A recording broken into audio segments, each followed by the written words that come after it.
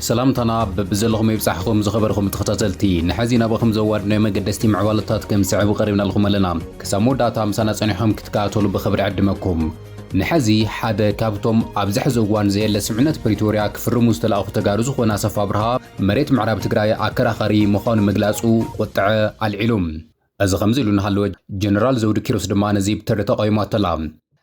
لعلوي مرارحة سراوي تግራይ زخونه جبره صادقان امرارحة سراوي تግራይ اب سمعنت كم زبصح ገሊጾም ስርዓት ብልጽግና ኾናት ወሊዑ ከም ዘሎን ሰራዊ ትግራይ ንህልውና ክብል ናብ ኾናት ከኣቱ ኣብ ሙሉእ ምድላው ከም ዘሎ አረጋጊጹሎም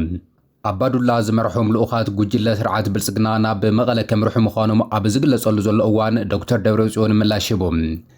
ፖለቲካዊ ጸገም ትግራይ ምስ ብልጽግና በሰላማዊ መንገዲ ክፍታሕ ከም ዘይኽእል ድማ አረጋጊጹሎም በዝርዝር ሒዝና ይሉና خبرت يا صورات إرترا ناب تግራይ አቱ ምህላው ብልጽግና ገሊጹ ስርዓት አዲስ አበባ አስመራ ሕጋዊ ዕላማን ምግባር ይሰርሕ ምህላው ድማ ሓደ ላዕለዋይ በዓል ስልጣን አዲስ አበባ አፍሊጦም መንግስት አሜሪካ ንስርዓት ብልጽግና ግልጽ ዝኾነ መጠንቀቕታ ከም ዝሕለፈ ተገሊጾም እዚ ከምዚ ንሃለወን ኤርትራ ኣብ ሕቡራት ሃገራት ዝተዋሃበ ስልጣን ተቆውሞ ገጢሞም ናይዞምን ካልኦት ምዕባለታትን በዝርዝር ከነቕርበልኩም ኢና ክሳብ መወዳእታ ምሳይ ጽኒሕኩም ክትከታተሉ ብኽብሪ ዕድመኩም አሰፋ አብርሃም መሬት ምዕራብ ትግራይ አከራኸር መኾን ምግላጹ ቆጥዕ ልዒሉም አሰፋ አብርሃም ምስ ሚድያ ቲቪ ኣብ ዘካየዶ ቃለ ምሕተት ንብዙሓት ተጋሩ ዝቆጥዕ ዘረባ ተዛሪቡ ዘሎም አሰፋ አብርሃም መሬት ምዕራብ ትግራይ ኣነ ይኹንኹን መዋጥጥ ኢለዩ ይግበአና ዝብሉ ማሕበረሰብ ስለ ዘለው እምበር ክብል ገሊጹ እዩ ንሱ መዋጥጥ ዝብል ስያመ ኣብ መሬት ዘሎ ወድዓዊ ሓቂ ከም ዝኾነን ፖለቲካዊ ቆዋም ከም ዘይኾነን እዩ ዝገልጽ ዘሎ በአንጻሩ ድማ ጀነራል ዘውዱ ኪሮስ መዋጥጥ ዝብል ቃል እንተዘይንጥቀም ክትብል ታሪካዊ ግዝኣት ትግራይ ኣበይ ምዃኑ ብግልጺ ተዛሪባ دو تግራይን በጸላእቲ ተታሒዙ ዘሎ ኮንቴክስት ኤሪያ ዝበሃል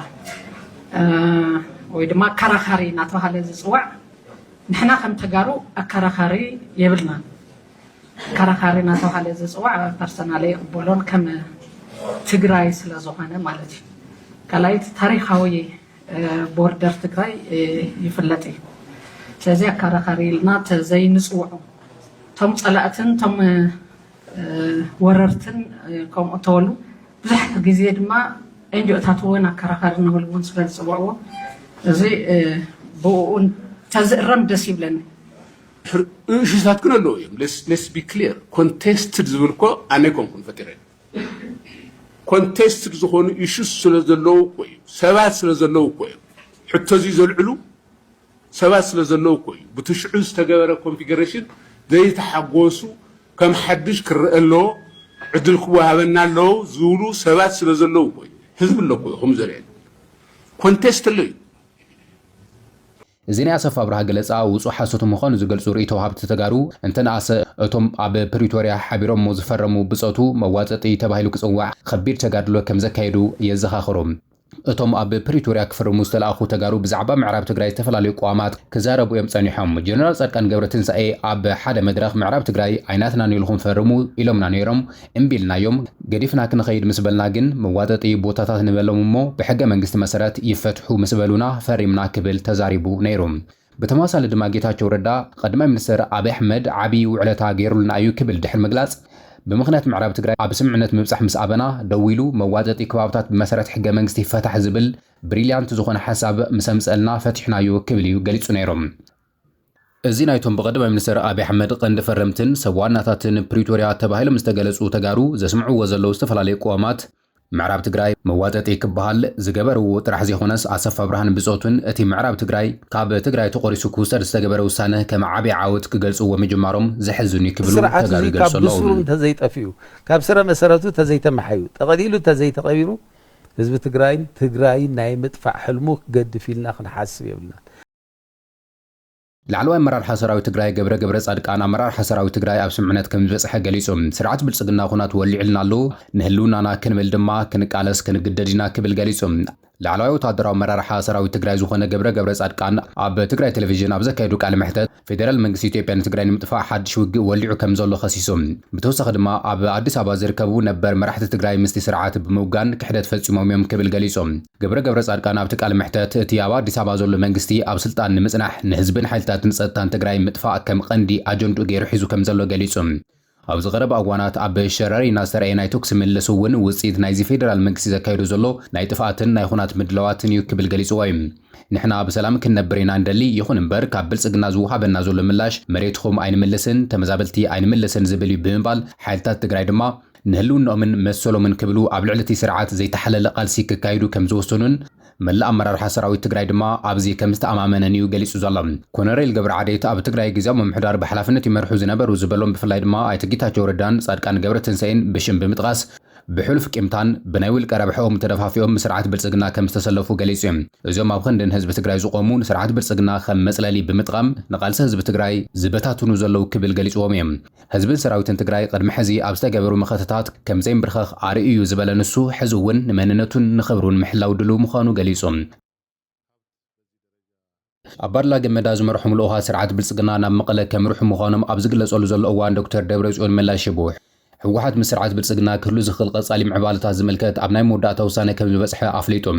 ብወገን ትግራይ ስርዓት ኣዲስ ኣበባ ንምግጣም ምሉእ ምድላዋት ከም ዝተገበረ ዶክተር ደብረጽዮን ገብረ ሚካኤል ወሲኹ ገሊጾም። ኣቦ እምበር ሕወሓት ዶክተር ደብረጽዮን ገብረ ሚካኤል ትግራይ ነቲ ኣብ ፕሪቶርያ ዝተፈረመ ተኽሲ ደው ናይ ምባል ስምዕነት ብምኽባር ከበድቲ ኣጽዋራት ምፍታሕ ሓዊሱ ዝግባእ ኩሉ ግዴታታት ብተኣማንነት ከም ዝፈጸመት ገሊጾም። ይኹን እምበር ብወገን ስርዓት ኣዲስ ኣበባ ተመዛበልቲ ዜጋታት ናብ መረበቶም ንምምላስን ዝተታሓዙ መሬታት ትግራይ ንምልቃቅን ናይ ፖለቲካ ሕቶታት ብሰላም ንምፍታሕን ዝተገበረ እኹል ውፅኢት ስራሕ የለን። ስለዝኾነ ድማ እቲ ስምዕነት ኣብዚ ሕዚ እዋን ዘየለን ዋጋ ዘይብሉን ከም ዝኾነ ገሊጹ እዮም። እቲ ኣብ አዲስ አበባ ዘሎ መንግስቲ ንሕቶታት ትግራይ ብሰላማውን ፖለቲካውን ኣገባብ ንምፍታሕ ድሌት ከም ዘይብሉን ዝሓበረ ዶክተር ደብረጽዮን ንሕና ንሰላም ዘለና ጽኑዕ መርገጺ ብምሓዝ ክሳብ ሕዚ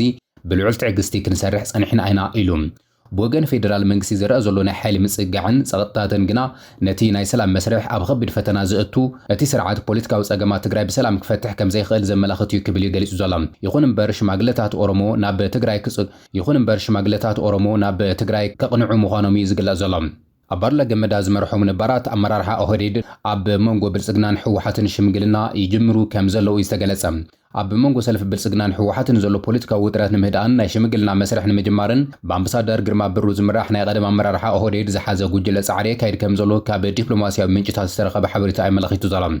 እቲ ሓበሬታ ከም ዘመላኽቶ ሕወሓት ምስ ሰልፊ ብልጽግና ናብ ድርድር ንኽመጽእ መበገሲ ዝኾኑ ዝተፈላለዩ ናይ ፖለቲካን ድሕነትን ውሳነታት ቀሪቡሉ ከም ዘሎን ካብቶም ዝቀረቡ ቀንዲ ሓሳባት ድማ ናይ ወልቃይትን ራያን ጉዳይ ብሕገ መንግስቲ ክፍታሕ ኩሎም ተፈናቀልቲ ናብ መረበቶም ክምለሱ ናይ ከባቢ ድሕነት ድማ ፌደራል ሓይልታት ሓላፍነት ክውሰደሉ ዝብሉ ከም ዝኾኑን እውን ተገሊጹ እዩ። ብተወሳኺ እውን ሕወሓት ዳግማይ ሕጋዊ ናይ ፖለቲካ ፓርቲ ኣፍልጦ ክረክብ ናይ ትግራይ ናይ ፌደራል በጀት ክልቀቕ ናይ ኢኮኖሚ ሕውየትን ሓገዝን ክግበር ከምኡ እውን ቀደም ተዋጋእቲ ዝነበሩ ናብ ዲዲኣር እቲኻ ናብ ሰላማዊ ሕብረተሰብ ናይ ምውሓስን ምጥያሽን መስርሕ ክጠናኸሩ ዝብሉ ነጥብታት ተኻቲቶም እዮም ዘሎም። ክሳብ ሕዚ ካብ ብልጽግና ይኹን ካብ ሕወሓት ብዛዕባ እዚ ጉዳይ ዝተዋሃበ ወግዓዊ ምላሽ የለን እዩ። ኤርትራ ኣብ ሕቡራት ሃገራት ስልጣን ተዋሂብዋ ኣሎ። ቤት ምክሪ ሰብኣዊ መሰላት ሕቡራት ሃገራት ንሃገር ኤርትራ ናይ 2026 ሶሻል ፎረም ኣብ ወንበር ገይሩ ሸይምዋ ኣሎ። እዚ ሹመት እዚ ድማ ልዑል ተቃውሞ ኣስዒቡ ኣሎ። እዚ ውሳነ እዚ ዕላው ምስ ኮነ ድማ እቲ ምንቅስቓሳት ሕቡራት ሃገራት ዝከታተል ትካል ዩኤን ዎች እዚ ውሳነ እዚ ንቤት ምክሪ ሰብኣዊ መሰላት ዘባጭ እዩ ክብል ብጽኑዕ ተቃይምዎ ኣሎ። ሓንቲ ካብተን ብሰብኣዊ መሰላት ብተደጋጋሚ እትውቀስ ሃገር ከመይ ላ መድረኽ ሰብኣዊ መሰላት ክትመርሕ ትኽእል ክብል እውን መግለጺ ኣውፂኡ ዘሎ። በመሰረት እቲ ብ3 ነሓሰ 2026 ዝወፀ ወግዓዊ ደብዳቤ ፕሬዝደንት ቤት ምክሪ ሰብኣዊ መሰላት ሲድሃርቶ ሲደር ፕሪዮ ንኣቶ ሃብቶም ዘርአ ግርማይ ኣቦ እምበር እቲ ናይ 2026 ሶሻል ፎረም ገይሩ ከም ዘሸሙ እዩ ኣፍሊጡ ዘሎ። እዚ ፎረም እዚ ኣብ ወርሒ ጥቅምቲ ዝካየድ ኮይኑ ኣብ ጉዳይ ዓለም ለኻዊ ምትሕብባር መሰል ጥዕናን ዝእቲ ከም ዝኾነ እውን ይፍለጥ እዩ። ይኹን እምበር ዩኤን ዎች ነቲ ስጉምቲ ብኸቢድ ነቒፎ እዩ ዘሎ። እቲ ትካል ኣብ ዘውፅኦ መግለፂ ኤርትራ ኣብ ዓለም ሓንቲ ካብተን ዝኸፍአ መዝገብ ሰብኣዊ መሰላት ዘለዎን ሃገራት እያ ብምባል እዚ ሹመት እዚ ንኽብሪ ሕቡራት ሃገራት ዝቐብር ምዃኑ ገሊጹ። ዩኤን ዎች ወሲኹ ከም ዝገለጹ ኤርትራ ናጻ ፕረስ የብላ፣ ምርጫ ዘይካየደላ፣ መወዳእታ ዘይብሉ ወታደራዊ ኣገልግሎት ዘለዋን ሃገር ከም ዝኾነ ድሕሪ ምጥቃስ መሰል ጥዕና ሰብኣዊ መሰላት ዝእቲ መድረኽ ክትመርሕ ምፍቃድ ውርደት እዩ ክብል ገሊጽዎም። ሕቡራት ሃገራት ነዚ ሹመት እዚ ክከላኸል ከሎ ብተራ ሃገራት ዝብል መምርሒ ከም ዝተጠቐመ ዝግለጽ ኮይኑ እዚ ተራ እዚ ድማ ናይ ሃገራት ኣፍሪካ ስለ ዝኾነ እቲ ናይ ኣፍሪካ ጉጅለ ንኤርትራ ከም ሕፂቲ ብምቕራቡ ሕቡራት ሃገራት ድማ ነቲ ሕርያ ተቐቢልዎ እዩ። እዚ ድማ ኣብ መንጎ ዲፕሎማስያዊ ኣገባብን ኣብ ባይታ ዘሎ ሓቅን ዓብዪ ሓጓፍ ከም ዘሎ ዘርእዩ ከም ዝኾነን ተገሊጹሎም። خبرت أصوات إرترانا بتجري أتو كم زلوا تجلسهم سرعات بالصدنا أب شراري نادحرز بصحو سعرات إرترا علمان مقباري سرح كم زلوا جلسهم سراوت إرترا مس خبرتي أصواتو بحو ناب تجري كم زاتو أمبسادر سليمان ددفو جلسلهم ملا أمبسادر إثيوبيا بصوماليا أمبسادر سليمان تمالي بتويتر جزو أبدو صحابريتا سراوت إرترا مس خبرتي أصواتو بحو تجري كم زاتون بمخنات زيد ما إثيوبيا إرترا حقاو نايمت قاعد علامة كتجبرها كم تخليو عتنق غزلام نسو منجس إرترا مس مرحت حوحات بمسماد زيوج زي أب مري تجري مقبار بموتان ليت مبراتي بمطفاء تنكتاتن خبرت أصواتنا برمري تجري أتو كم زلو إزجلسام እቲ ኣምባሳደር መንግስቲ ኢትዮጵያ ነብሱ ናይ ምክልኻል መሰል ተጠቒሙን ኤርትራ ሕጋዊ ዕላማ ክገብራ ከም ዝኽእል ድማ ኣጠንቂቑ ዘሎ ምዚ ተኣሳሲሩ ድማ ኣብ ደቡብ ኢትዮጵያን ሱዳንን ኣንጻራዊ መረጋእ ከም ዘሎ ተገሊጹ ሱዳን ትሪቡን ከም ዝሓበሩ ኣብ መንጎ ሰራዊት ምክልኻል ኢትዮጵያን ሓይልታት ትግራይን ግጭት ተፈጢሩሉ ኣብ ዝነበሮ ደቡብ ኢትዮጵያን ሱዳንን ሎማ ኣንጻራዊ መረጋእ ተፈጢሩ ከም ዘሎ ሓቢሩ ነባሩ እቲ ከባቢ ከም ምንጭ ብምጥቃስ እቲ ጸብጻብ ከም ዘረድኡ ኣብ ሸረሪናን ከባቢያን ዝተጀመረ እዚ ግጭት ንግዚኡ ደው ዝበለ ክኸውን ከሎ ኣብቲ እዋን ግጭት ከበድቲ ኣጽዋራትን ድሮናትን ኣብ ጥቕሚ ውዒሎም ከም ዝነበሩ ተገሊጹ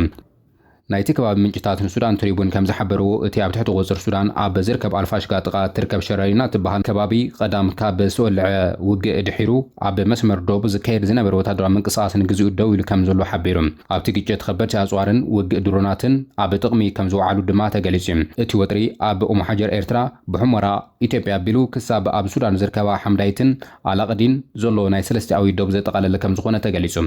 ብዛዕባ እቲ ኣብ ደቡብ ዘሎ ወጥሪ ኣብ መንጎ ኢትዮጵያን ሓይልታት ትግራይን ክስታት ክስማዕ ዝጸንሐ ኮይኑ ሓደ ናይ ኢትዮጵያ በዓል መዚ ንናይ ውሽጢ ዓዲ መራኸብቲ ብዙሓት ኣብ ዝሃቦ ቃል እቲ ግጭት ዝጀመረ ሕወሓት ምዃኑ ብምግላጽ እቲ ጉጅለ ኣብ ጥቓ ሰለስቲኣዊ ደቡብ ኢትዮጵያ ኤርትራ ሱዳን ኣብ ዝርከቡ ወታደራት ኢትዮጵያ መጥቃዕቲ ሰንዚሩ ከም ዘሎ ገሊጹ እቶም በዓል መዚ እቲ ካልእ ወገን መራኸብቲ ብዙሓት ኢትዮጵያ ሶሉስ ከም ዝሓበሩ ኣብ ሱዳን ካብ ዝርከብ ፈለግ ሰቲት ሬሳታት 15 ዕጡቓት ሕወሓት ከም ዝተረኸበ ተገሊጹ ምዚ ተኣሳሲሩ ድማ ቴሌቪዥን ትግራይ ጀነራላት ሰራዊት ኤርትራ ሰበስልጣናት ሕወሓትን ኣብ ትግራይ ዝገብሩ ኣኼባ ዘርኢ ምስሊ ኣመሓላልፉ እዩ ኣብቲ መድረኽ ድማ ባንዴራታት ኤርትራ ትግራይን ሕወሓትን ተራእዮም እዮም ኣብዚ ኣኼባ እዚ ኣብ መንጎ ኤርትራን ትግራይን ዘሎ ወታደራዊ ቅንጅት ተባሂሉ ዝተገለጸ ኮይኑ ኣብ ኦገስት 1 ጀሚሩ ኣብ መንጎ ሰራዊት ኢትዮጵያን ሓይልታት ሕወሓትን ሓድሽ ውግእ ከም ዝጀመረ ኣብ ዝተሓበረሉ እዋን ምዃኑ ድማ ብዛዕባ እቲ ኣኼባ ካብ መንግስቲ ኢትዮጵያ ካብ መንግስቲ ኤርትራ ይኹን ካብ ሕወሓት ክሳብ ሕዚ ዝተዋሃበ ርእይቶ የለን እዩ እዚ ከም ዝብሉና ኣለወ መንግስቲ ኣሜሪካ ንስርዓት ብልጽግና ግልጽ ዝኾነ መጠንቀቕታ ከም ዘሕለፈ ገሊጹ ላዕለዋይ ኣማኻሪ ትራምፕ ኣብ ኣፍሪካን ኣብ ማእከላይ ምብራቕን ዝኾነ ማሳድ ቦሎስ ንስርዓት ኣዲስ ኣበባ ብግልጺ ከም ዘጠንቀቐ ቢቢሲ ጸብጺቦም ኣብ ቢቢሲ ቀሪቡ መብርህ ዝሃበ ተንታኒ ፖለቲካ ምብራቕ ኣፍሪካ ዝኾነ ኣቦ ሓሽም ብዛዕባ እቲ ኣብ ቀረባ እዋን ማሳድ ቦሎስ ኣብ ኤክስ ገጹ ዘስፈሮ መልእኽቲ ንኣዲስ ኣበባ እንትዛረብ እቲ ኣማኻሪ ንስርዓት ኣዲስ ኣበባ ግልጽ ዝኾነ መጠንቀቕታ ከም ዝሃበ እዩ ገሊጹ ዘሎ ቦሎስ ዝኾነ ይኹን መሰረት ዘይብሉ ክስታት ይኹን ስም ናይ ምጽላም ተግባራት ነቲ ዝኸይድ ዘሎ ዲፕሎማስያዊ ጻዕርታት ዝሃስን ሓላፍነት ዝጎደሎን ተግባር እዩ ብምባል ኣጠንቂቑሎሞ እዚ መጠንቀቕታ ንመን ዘነጻጸረ ይመስለካ ብሓፈሹ ኣብ ኢትዮጵያ ዘነጻጸረ ምክንያቱ እቲ ክወፅእ ዝጸንሐ ሓበሬታታት ምስ ኢትዮጵያ ዝተኣሳሰሩ እዩ ምዘን ሃገራት እዚአን ዝገብሮ ዘሎ ርክብ ኣንጻር ኢትዮጵያ ዛ ዓይነቱ መልክዕ ከትሕዝዎ ፈቲኖም ነዚ ከዓ መልሲ ዝህብ ዘሎ ማለት እዩ ብፍላይ ከዓ ኣብዚ ሕጂ እዋን ኢትዮጵያ ምናልባት ከም ዓብዪ ፀገም ትሪኦ እንታይ እዩ ንሳ ዘይተሳተፎ ናይ ፀጥታ ይኹን ናይ ዝኾነ ምስ ቀይሕ ባሕሪ ዝተኣሳሰር ምህላው ብዙሕ ኣይሐጉሶምን እዩ ካብቲ ሒዞሞ ዝፀንሑ ትርክቲ ወይ ከዓ ሬቶሪክ አንጻሩ ስለዝኸይ ማለት እዩ በዚ ምክንያት